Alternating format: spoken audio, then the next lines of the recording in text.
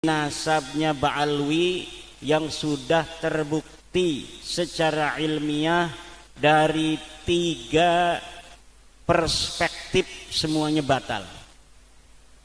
Dari perspektif nasab batal, dari perspektif sejarah batal, dari perspektif DNA batal, tambah lagi dari perspektif akhlak jauh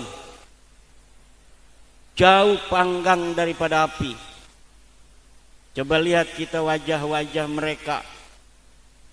Hal nara fi wujuhihim nuran nubuwah. La. Wajahnya menakutkan, ngancem-ngancem, marah-marah.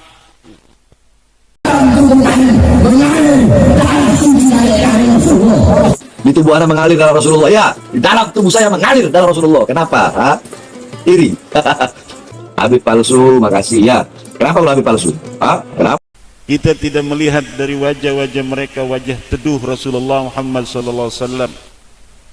Para ulama-ulama kita yang turunal ummata bi'ainir rahmah, melihat umat dengan mata kasih sayang. Wa nahnu la nara min wujuhihim wa min a'yunihim nadhara rahmati lil ummah. Kemudian bantahan-bantahan sudah dilontarkan. Tidak terima mereka dikatakan nasabnya terputus dari sisi ilmu nasab, terputus dari sisi ilmu sejarah, terputus dari sisi ilmu DNA, tidak relevan dan tidak linier akhlaknya dengan akhlaknya Rasulullah Muhammad sallallahu alaihi wasallam. Ada yang masih mereka menggunakan dalil para Ba'lawi dan para pendukungnya ini bahwa nasab Ba'lawi masih bisa untuk diselamatkan dengan teori husnudzon. Saya jawab, husnudzon di dalam kaidah dikatakan la ibrata bidzannil bayyini khata'uh. Dzon itu tidak bisa lagi dihitung apabila sudah jelas salahnya. Nasab Ba'lawi dilawan pakai husnudzon sudah tidak bisa. La ibrata. Kenapa? Karena qad tabayyana khata'uh. Salahnya sudah nampak. Menggunakan dalil suhrah dan istifadah, bahwa sekarang ini kan sudah terkenal, seluruh orang udah tahu, dikenal bahwa yang namanya Habib itu cucu Nabi. Saya jawab, Ibnu Hajar Al-Asqalani mengatakan di dalam kitabnya Al-Jawabul Jalil, qala rahimahullah, innan nasaba mimma yasbutu bil istifadati illa ayyasbuta ma yukhalifuh. Nasab itu memang sebagian dari apa yang bisa ditetapkan dengan istifadah. Istifadah itu Bapak ngedenger bahwa Kiai Suparman ini sudah punya istri, dengar dari orang. Lalu bapak-bapak tidak pernah tahu dulu kapan nikahnya, tapi udah tahu bahwa dia punya istri, buktinya punya anak. Itu katanya Kiai Suparman jejaka apa sudah punya istri, sudah, buktinya punya anak, sudah surah dan istifadah, dengar dari orang. Kawinnya nggak tahu, nggak menyaksikan, itu namanya istifadah bainan nas, orang dengar-dengar. Itu hukumnya kalau kita bersaksi ditanya hakim, sumpah demi Allah, apakah engkau tahu bahwa Kiai Suparman itu sudah punya istri? Sudah. Dia bukan jejaka? Bukan. Itu walaupun salah tidak berdosa. Kenapa? Karena sudah suhrah dan istifadah, Kiai Suparman sudah punya anak. Tapi illa ayasbuta ma yukhalifuh, kecuali telah datang dalil yang mengatakan sebaliknya. Apabila telah ada dalil yang mengatakan sebaliknya, dalilnya jelas, maka syuhra istifadah ini sudah tidak bisa lagi dipegang sebagai cara penetapan nasab. Orang datang ke pondok Miftahul Jannah bawa anak, ini siapa? Anakku. Padahal itu anak angkatnya. Kemudian dia tinggal di sini 1 minggu, orang manggilnya itu anaknya bapak si fulan itu. Tapi kalau sudah nyata datang sebuah bayyinah sharihah bahwa itu hanya anak angkatnya, maka tidak boleh lagi kita bersaksi atas nama Allah, sumpah di depan pengadilan bahwa dia adalah anak dari orang yang mengaku ayahnya itu. Karena apa? Sudah jelas dia anak angkatnya. Innan nasaba mimma yasbutu bil istifadati illa ayyasbuta ma yukhalifu. Jadi orang yang berpatokan membela nasab Ba'lawi dengan syuhra wal istifadah gugur. Yang ketiga, ada yang berpatokan membela nasab Ba'lawi karena taklid kepada Ibnu Hajar, kepada siapa lagi kemarin, Murtadha Az-Zabidi. Syekh Ibnu Hajar, Syekh Murtadha Az-Zabidi katanya sudah menetapkan dalam kitabnya. Kalau Syekh Murtadha Az-Zabidi ini kemarin sudah saya jawab bahwa kitabnya kitab palsu, manuskripnya bohong, dapat ngarang sendiri. Manuskrip dikarang 50 tahun yang silam, dituliskan karya Murtadha Az-Zabidi. Padahal itu kitab bukan karya Murtadha Az-Zabidi, karya seseorang di Mesir yang bernama Hasan bin Qasim, Hasan Muhammad Qasim.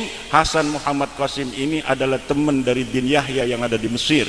Saya menduga bahwa Hasan Muhammad Qasim ketika menulis itu pesanan daripada bin Yahya ini.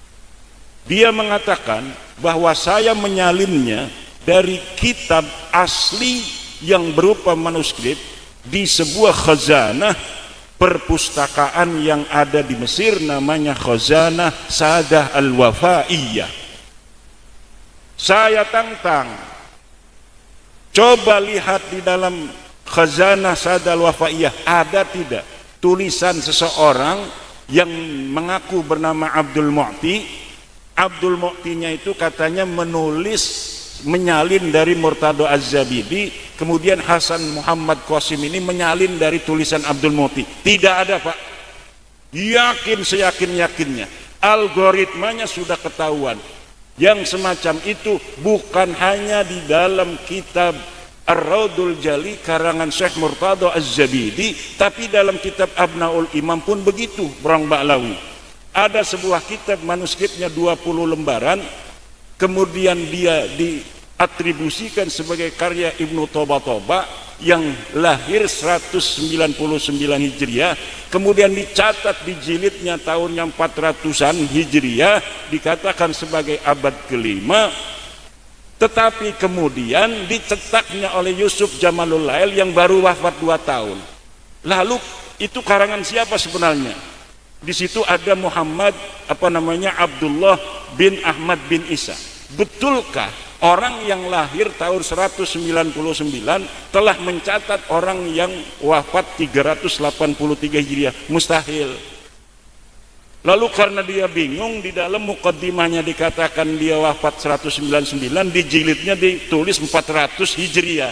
Bingung itu orang, jadi ngebohong. Tapi juga dia bingung, akhirnya ngacak gitu kitab. Maka kitab Abnaul Imam yang sekarang sedang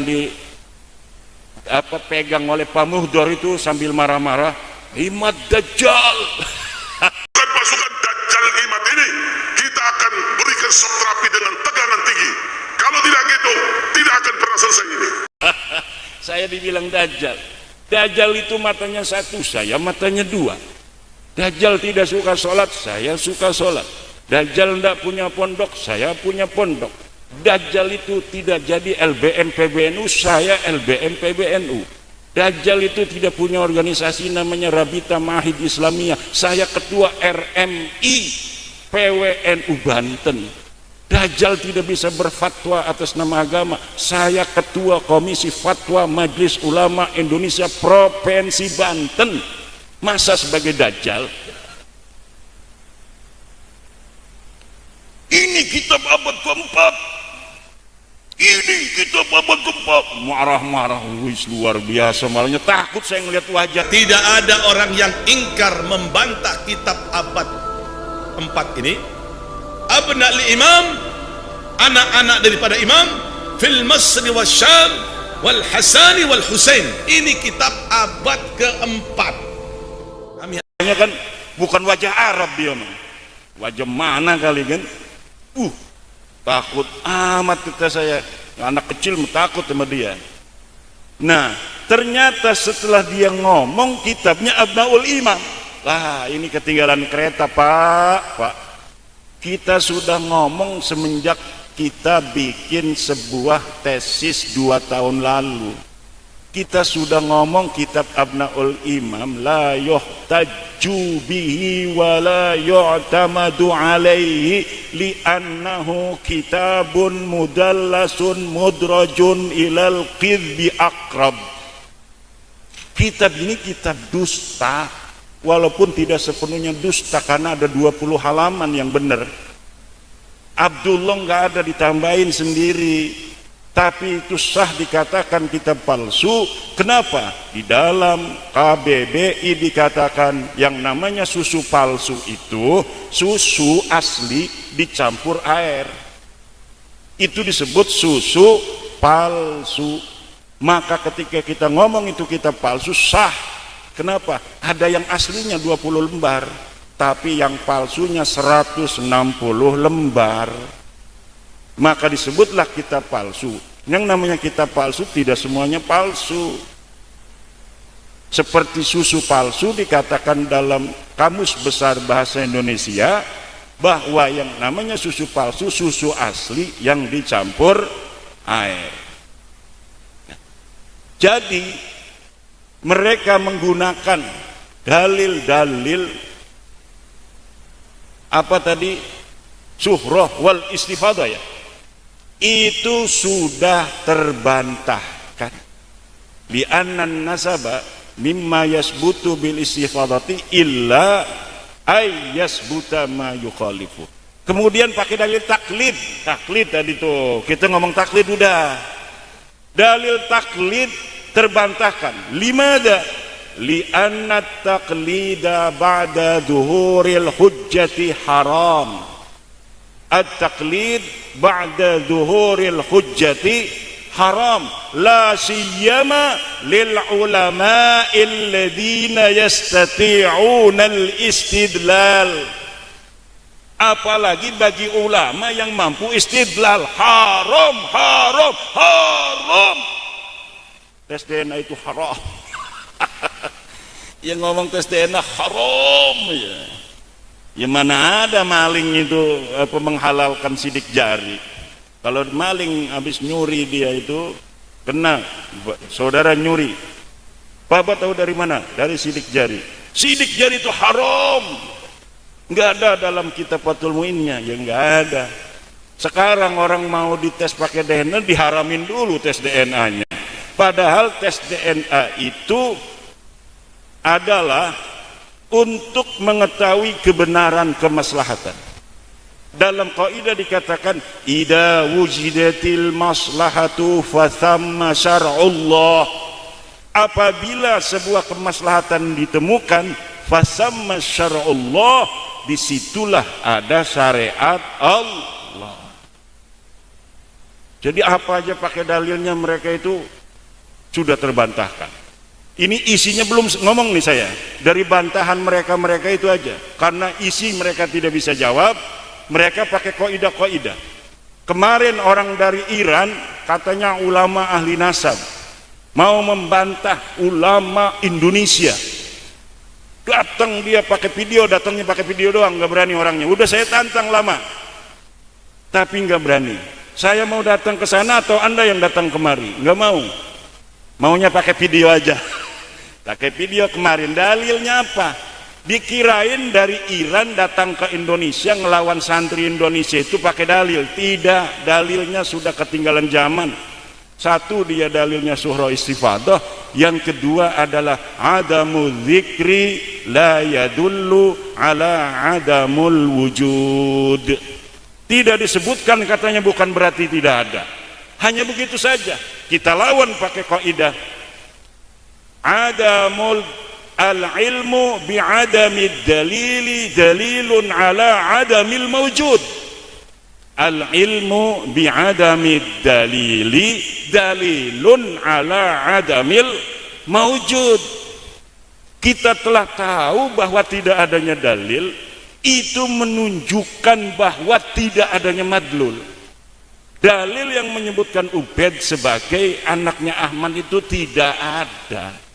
Itu menunjukkan bahwa Ubaid itu memang tidak ada sebagai anaknya Ahmad. Pakai apa lagi tuh saya mati rojai dalilnya? Oh, katanya tidak mesti seseorang yang hidup di suatu belahan bumi itu diketahui oleh ulama yang ada di belahan bumi lainnya. Bisa jadi penulis kitabnya itu hidup di suatu tempat yang jauh dari Ubaid. Ya Ubaid anak siapa? Anak Ahmad. Lah Ahmadnya ditulis. Anak Ahmad yang lain Muhammad, Ali, Husain ditulis. Kenapa Ubaid ini satu enggak ditulis? Jawabannya cuma satu, karena Ubaid ini memang bukan anaknya Ahmad. Dudu anaknya Ahmad, makanya anak kalian ditulis. Si Ubaid gimana? Kenapa? Ya dudu anaknya Ahmad. Wih, bisa bayar anak wayuan ya. Mana dalilnya kalau anak wayuan? Apakah dikatakan bahwa Ahmad bin Isa punya istri 2, 3? Nggak ada. Bisa aja gawe-gawe. Buktinya kiai-kiai gening kene ke ake sing ora duwe rabine roro pada pejiri-pejiri. Pejitet-pejitet rabine siji-siji kabeh.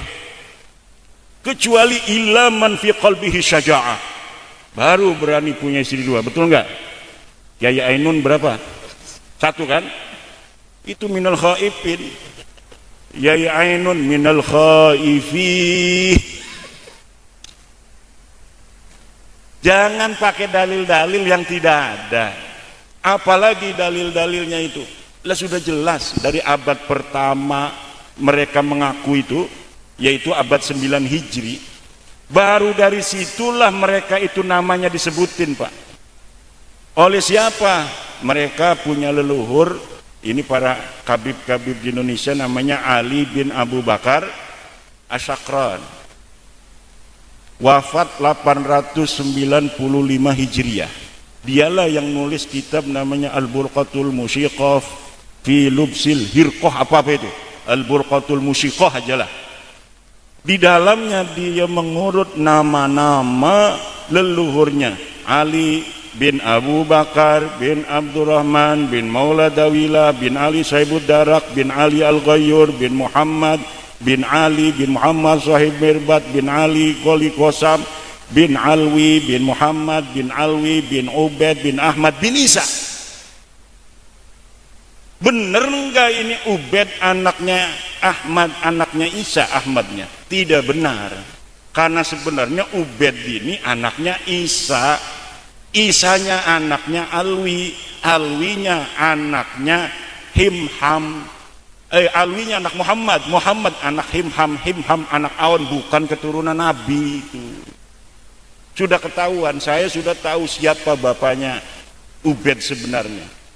Dulu orang-orang itu pembela Ba'lawi, nasab Ba'lawi mengatakan, "Hei, Imad Dajjal,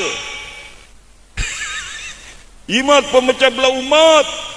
Kalau Ubaid ini bukan anaknya Ahmad bin Isa, lalu anak siapa? Tanggung jawab," katanya. Mengatakan Ubaid bukan anaknya Ahmad, tapi tidak tahu katanya Ubaid anak siapa. Saya memang waktu itu belum tahu. Saya jawabnya, ya bukan urusan saya. Yang jelas Ubaid ini bukan anak Ahmad. Mengenai anak siapa dia, curus cari sendiri, kata saya. Sekarang saya sudah tahu, Pak. Ada di dalam kitab Tuhfatuz Zaman, karya Husain Al-Ahdal. Husain Al-Ahdal ini dari Bani Ahdal, ngaku cucu Nabi juga. Di Indonesia juga banyak itu Al-Ahdal. Rumel Abbas ngakunya Al-Ahdal juga itu. Rumel Abbas itu sama saya ngaku Al-Ahdal. Saya ini Al-Ahdal yai, bukan Balawi. Iya, tapi sama-sama terputus daripada Rasulullah Muhammad sallallahu alaihi wasallam.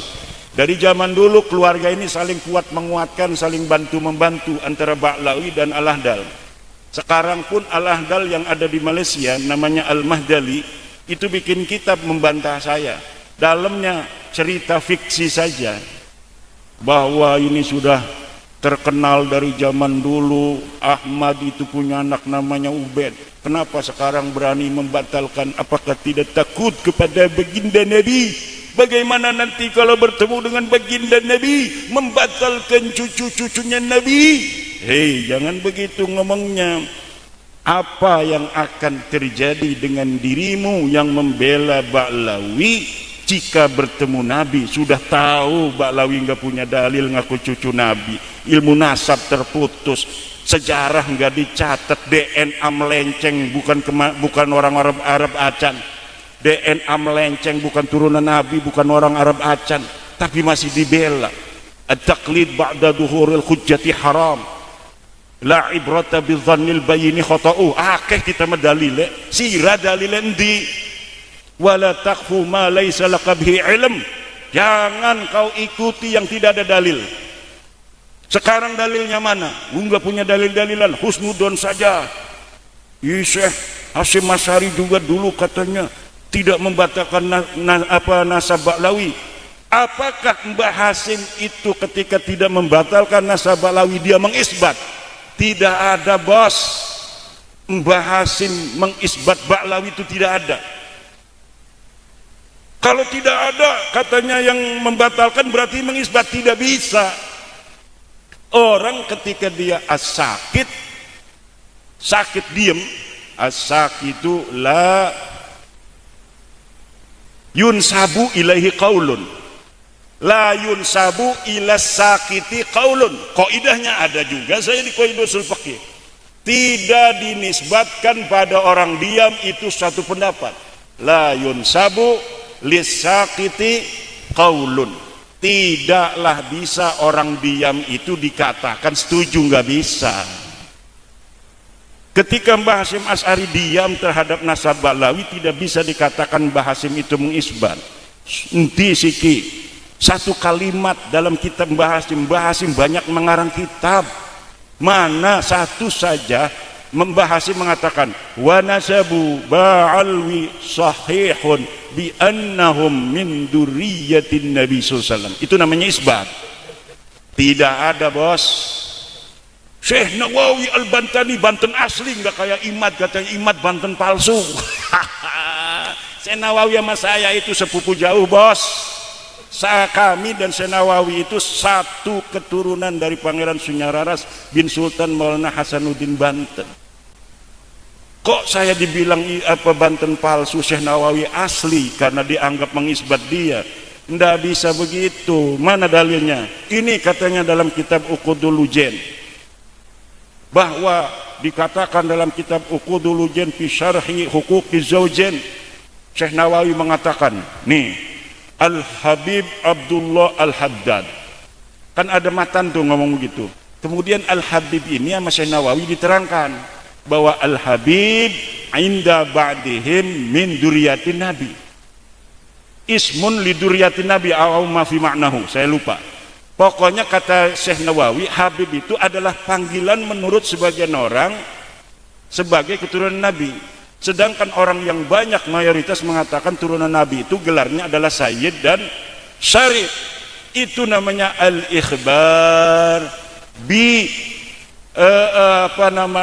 bitahdidil Habib lal isbat biqaunihi min dzurriyyatin Nabi.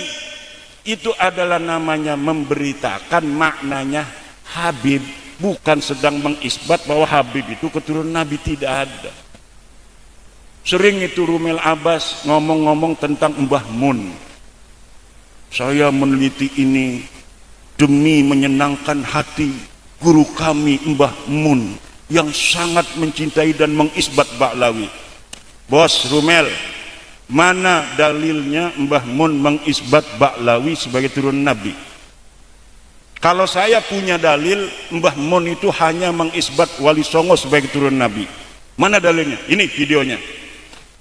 Mbah Mun ada masih di videonya di YouTube. Coba cari Mbah Mun mengisbat Sunan Kudus. Kata Mbah Mun, Sunan Kudus itu sayyid, turunan Nabi besar Muhammad sallallahu alaihi wasallam. Sekarang mana video yang mengatakan Mbah Mun mengisbat Ba'lawi Habib sebagai turunan Nabi? Enggak bisa itu Rumel Abbas menyampaikan itu. Jawabnya apa? Kalau pengen tahu, jangan lihat di YouTube dong, datang tanyakan sama keluarganya. Keluarganya itu bukan Mbah Mun. Yang Anda katakan itu Mbah Mun. Tapi Gus Naji juga mengisbat. Gus Naji sudah saya jawab dan dalilnya semuanya salah. Kalau tidak terima, ayo kita diskusi dengan Gus Naji atau murid-muridnya. Kalau misalnya ada yang merasa kami punya dalil tentang itu, ndak apa-apa, wong ini mah forum diskusi kok. Ini kan ilmiah itu bisa didiskusikan. Jadi sopo bae yang merasa punya dalil boleh, tapi jangan marah-marah. Itu mah punya dalil marah-marah itu Ba'lawi. Dibilang dajjal lah saya, dibilang pemecah belah umat. Itu ada satu orang bikin buku namanya Idrus Al-Mashhur. Baru semalam itu ada teman mengirimkan PDF Idrus Al-Mashhur, tapi kelihatannya Idrus Al-Mashhur ini nggak bisa baca kitab.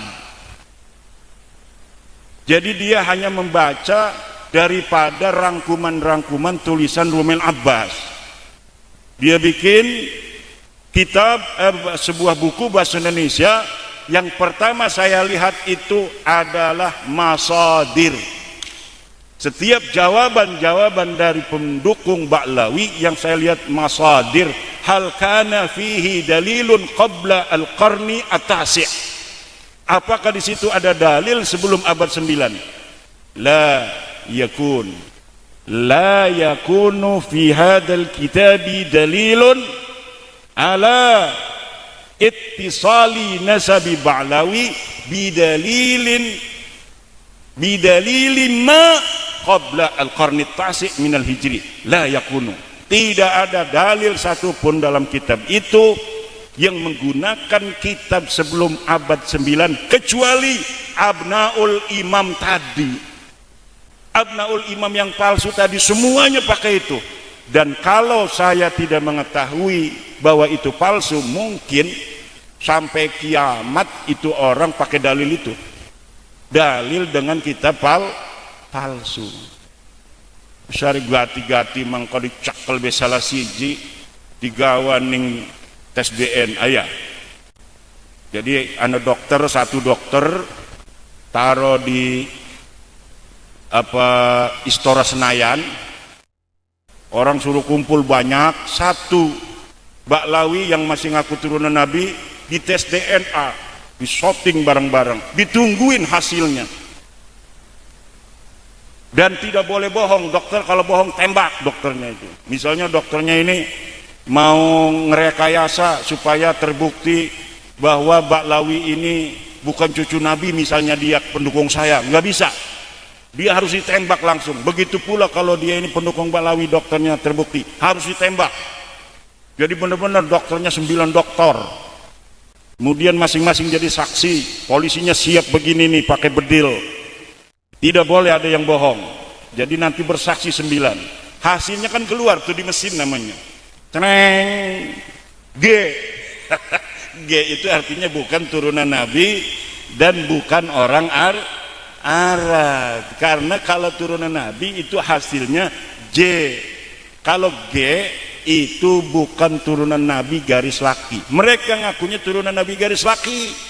Sudah 180 orang yang tes DNA hasilnya G semua. Jangankan dia turunan Nabi, orang Arab aja bukan. Mereka nggak bisa jawab itu. Nggak bisa jawab itu. Yang ada haram. Tes DNA haram. Pemerintah harus melarang orang untuk tes DNA. Ini gimana jadinya orang itu maslahat kok adanya tes DNA, ngaku-ngaku turunan Nabi kan harus dites. Ini katanya tesnya haram. Lah gimana? Orang mau masuk perguruan tinggi kan harus dites supaya siapa yang layak, siapa yang tidak. Ini tesnya haram. Harus husnudon saya bisa, maka saya harus masuk ke universitas. Enggak bisa begitu, Pak. Semua ada prosedurnya. Zaman sekarang aku turunan Nabi harus sesuai dengan data, harus sesuai dengan dokumen. Mana dokumen sejarahnya kamu, leluhurnya? Ini kitab Tahdhibul Ansab, ini kitab Al-Mazdi, ini Muntaqilatul Talibiyah, ini Sajarah Mubarakah abad ke-6, ini Al-Asili, ini Al-Fahri, ini As-Sabatul Musan, ini Umdatul Talib, ini An-Nafah Al-Ambariyah, ini Tuhfatul Talib. Semuanya harus ada. Kitab nasab itu sudah ditulis sejak abad ke-4, Pak.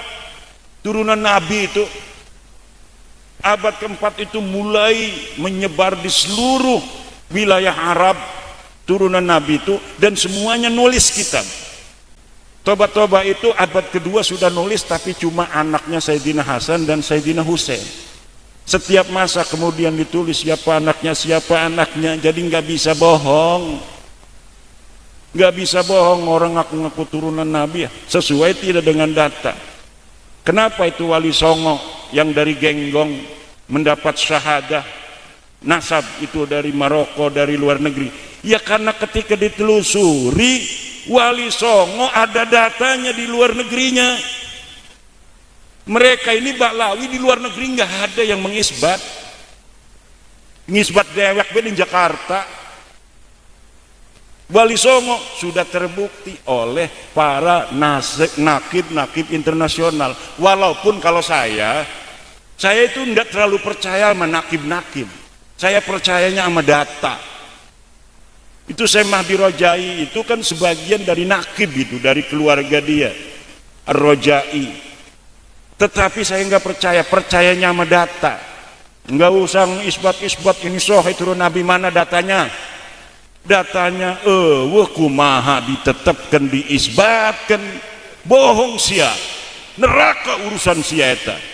Ngisbat jelma anu lain turunan Nabi jadi turunan Nabi, eta hukumna haram, hukumna bohong. Wa qad tabayyana rusdu minal ghai. Qad tabayyana rusdu minal ghai, kata Syekh Nawawi Tenara Al-Bantani di dalam tafsir Munir, ay qad tamayyazal haqqu minal batil. Teman-teman nerima beda apa yang hak minal batil daripada yang batil. Qad tamayyaza, qad tabayyana rusdu, ay qad tamayyaza al haqqu minal ghaib, ay minal batil. Bimada tamayyaza? Bidala ila wa barahina, dengan dalil-dalil dan burhan-burhan. Tidak bisa orang pengen dihusnudoni sebagai orang soleh tapi nggak pernah sholat. Zaman sekarang kan banyak yang pengen diaku wali tapi sholat tidak eken. Orang pengen diakunya wali, dia bangun masjid sengaja tapi malas sholat. Kenapa dia pengen diaku wali? Supaya kalau misalnya nggak sholat bangun masjid, kan itu jadi alibi. Masa iya dia nggak sholat, dia kan bangun masjid tapi nggak pernah dia sholat di masjid yang dia bangun. Dia sholatnya nggak kelihatan di Mekah. Jumat Jumat tidak ada sholatnya di masjid yang dia bangun sendiri. Dengan macam-macam. Dia nggak mungkin tidak sholat. Dia bangun masjid, kasihan sama masyarakat. Berarti dia itu suka sholat, tapi sholatnya nggak ketahuan orang di Mekah. Mekah jeung Indonesia eta bedana 4 jam. Bener lain. 4 jam lamun di dia eta waktu Jum'ah, atau di Mekah mata acan. Di Mekah mangke 4 jam deui karak sholat Jumat. Atuh sholat heula di dia sholat Jumat, engke sholat Jumat deui di Mekah. Pan waktu di dia sholat Jumat eta encan sholat Jumat di ditu mah, di Mekah mah. Bener lain. Ieu angkuk-angkuk ngerti teu? Ngerti ora je. angkuk-angkukan bae belagu. Hari orang ngerti ngomong. Aing mah bisa bahasa Jawa, bisa bahasa Sunda ya. Gitu di Banten, Banten eta bahasana Jawa aya, bahasa Sunda ge aya. Nah, abdi eta kampungna bahasa Jawa, tapi sebelahna geus ngomong Sunda. Seperti yang tertulis di RMI NU Banten dalam kaitannya viralnya nasab habaib, banyak yang belum memahami substansi yang dipermasalahkan Kiai Imad, yang sejatinya beliau dan tentunya segenap warga NU sangat mencintai Rasulullah Shallallahu Alaihi Wasallam. Beliau adalah penulis dan pemikir penelaah kitab-kitab yang tentunya sudah menguasai betul disiplin ilmu yang sangat diperlukan seperti nahwu, shorof, balaghah, mantik, tarikh dan lain-lain, di mana hal ini tidak diragukan dan sangat bisa dipertanggungjawabkan. Artinya pendapat beliau bukan berangkat dari nafsu atau tujuan negatif, namun dilatar belakangi penelitian ilmiah tentang nasab ini yang kemudian mengarah pada terputusnya nasab Ubaidillah pada Ahmad bin Isa. Maka hasil penelitian itu bisa benar, bisa salah. Beliau pun tidak merasa yang paling benar. Masih ada kemungkinan salah jika ada penelitian tandingan yang mementahkan pendapat beliau. Namun lucunya, mengapa banyak yang marah-marah dan menuduh Kiai Imad sesat, bahkan dijuluki dengan kata-kata yang sangat tidak pantas. Nastaghfirullahalazim. Beliau tidak membenci habaib. Beliau pasti memuliakan habaib. Beliau akan sangat takzim pada habaib. Itu sangat tidak diragukan. Namun dalam hal ini sedikit ada catatan bahwa siapapun sepanjang ada dalam takwa dan ilmu maka akan dinaikkan derajatnya oleh Allah Subhanahu wa taala, bukan sebaliknya. Oleh karenanya juga tertulis di RMI NU Banten,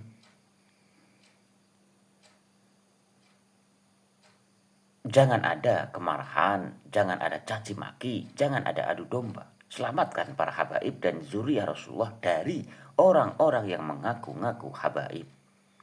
Jika tidak setuju, buatlah penelitian ilmiah yang otentik, kredibel, faktual, yang memang menyatakan bahwa Ubaidillah adalah putra dari Ahmad bin Isa.